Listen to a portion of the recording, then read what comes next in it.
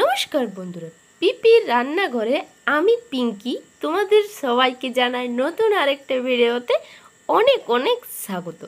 আজ আমি তোমাদের জন্য নিয়ে চলে এসেছি দই চিকেনের একটা দুর্দান্ত রেসিপি, একদম মুখে লাগিয়ে থাকার মতন স্বাদ।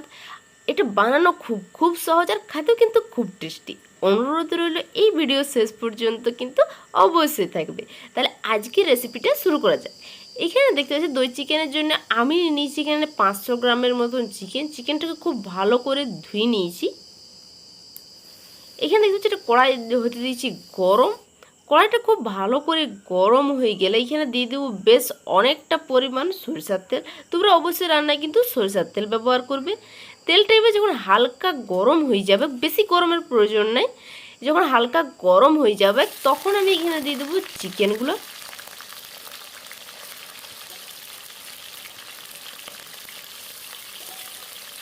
এখানে আমি সব চিকেনগুলো দিয়ে দিয়েছি। এইবার এই চিকেনে দিয়ে দেবো স্বাদ মতো নুন আর দিয়ে দেবো সামান্য পরিমাণ হলুদের গুঁড়া। তোমরা হয়তো বলতে পারো যে আগেই তুমি নুন আর হলুদটা দিয়ে দিতে পারতে, কিন্তু এই তেলে নুন হলুদটা দিলে এই হলুদের কালারটাও কিন্তু খুব সুন্দর আসে, ওই জন্য আমি পরে হলুদটা দিলাম। দেখতে পাচ্ছ এখানে আমি ভালো করে ভাজে নিয়েছি। আর মাংসটা এরকম যখন লাল লাল হালকা লাল লাল কালার চলে আসবে তখন বুঝবো যে আমাদের মাংসটা হয়ে গেছে। চলো এখন মাংসটাকে তুলে দিই। ভালো করে তেল ঝরাই আমি এখানে দেখতে পাচ্ছি মাংসটা তুলে দিচ্ছি। মাংসটা তোলা হয়ে গেছে। এখন ওই তেলেই আমি দিয়ে দিব গোটা গরম মশলা। এখানে নিয়েছি লং, এলাচ, দারচিনি আর নিয়েছি জায়ফল আর গোটা গোলমরিচ। যখন গোটা গরম মশলাগুলোতে খুব সুন্দর গন্ধ আসবে তখন আমি এখানে দিয়ে দেবো পেঁয়াজ কুচি। এখানে দুটো পেঁয়াজকে আমি খুব ছোট ছোট করে কুচি করে নিয়েছি। এখানে পেঁয়াজটাকে আমি ভালো করে দেখতে পাচ্ছি এরকম লাল লাল করে ভাজে নিয়েছি। পেঁয়াজটা ভাজা হয়ে গেলে এখানে রসুন আদা একসাথে আমি বাটি নিয়েছি। ওই পেস্টটাই আমি এখানে রসুন আদার পেস্ট আমি দিয়ে দিচ্ছি 2 চামচ। দিয়ে খুব ভালো করে লাড়ি চাড়ি ভাজিয়ে নেবো। তারপরে দিয়ে দেবো ভাজা চিকেনটা।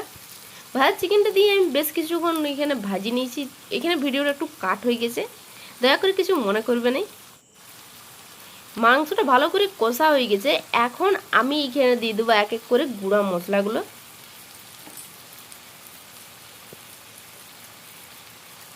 এখানে প্রথমে দিয়ে দিচ্ছি একটুকু হলুদ গুঁড়া, মানে হাফ চামচের মতো হলুদ গুঁড়া দিচ্ছি।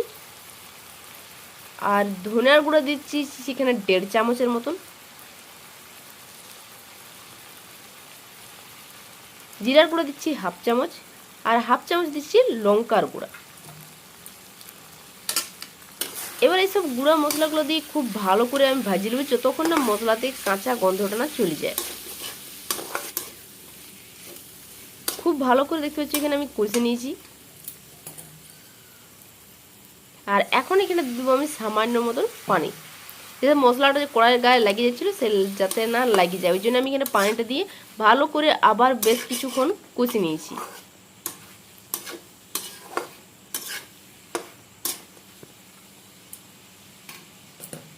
মাংস থেকে এখানে তেল ছাড়িয়ে দিয়েছি। আর এই সময় আমি দিয়ে দেবো ফেটানো টক দই। এখানে আমি 4 চামচের মতন টক দই নিয়েছিলাম, সেটা ভালো করে এখানে ফেটাই নিয়েছি। টক দইটা দিয়ে খুব ভালো করে আমি আবারও বেশ কিছুক্ষণ কষে নেব। যতক্ষণ কষবো দেখতে পাচ্ছি তেল ছাড়িয়ে দিয়েছে, এরকমভাবে যতক্ষণ হবে ততক্ষণ তোমরা পানি দিও না। আর এখানে দিয়েছি খুব সামান্য মতো নুন, যেহেতু আমরা মাংসটা যখন ভাজি তখন আগেও নুন দিয়েছি, ওই জন্য এখানে আমি নুনের পরিমাণটা খুব কম দিলাম। তোমরাও যে যেমন নুন খাও সে সেরকম স্বাদ মতন এখানে নুনটা দিবে।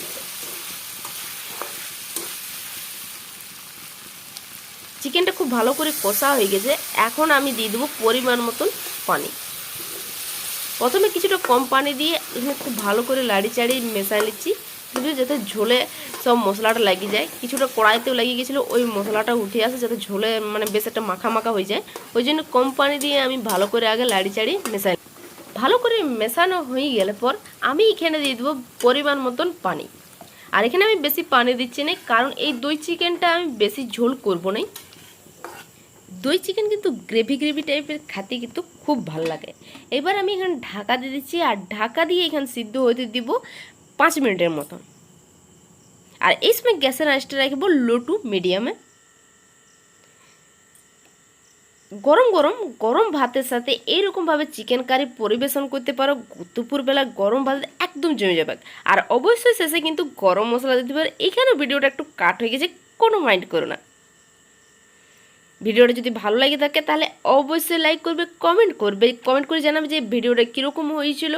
আর ভিডিওটা ভালো লাগে দেখলে অবশ্যই লাইক করবে। আর আমার চ্যানেলের নতুন বন্ধু হয়ে দেখলে চ্যানেলটাকে অবশ্যই সাবস্ক্রাইব করে দেবে এবং পাশে থাকা বেল আইকন অন করে দিয়ে যাবে, যাতে তোমাদের জন্য যখনই এরকম সুস্বাদু সুন্দর সুন্দর রেসিপি নিয়ে আসবো সবার আগে যাতে তোমাদের কাছে নোটিফিকেশান পৌঁছায়, নোটিফিকেশান মিস না হয়ে যায়। আর যারা আমার চ্যানেলটাকে এখন সাবস্ক্রাইব করে রেখে দিয়েছো তাদের জন্য অসংখ্য অসংখ্য ধন্যবাদ।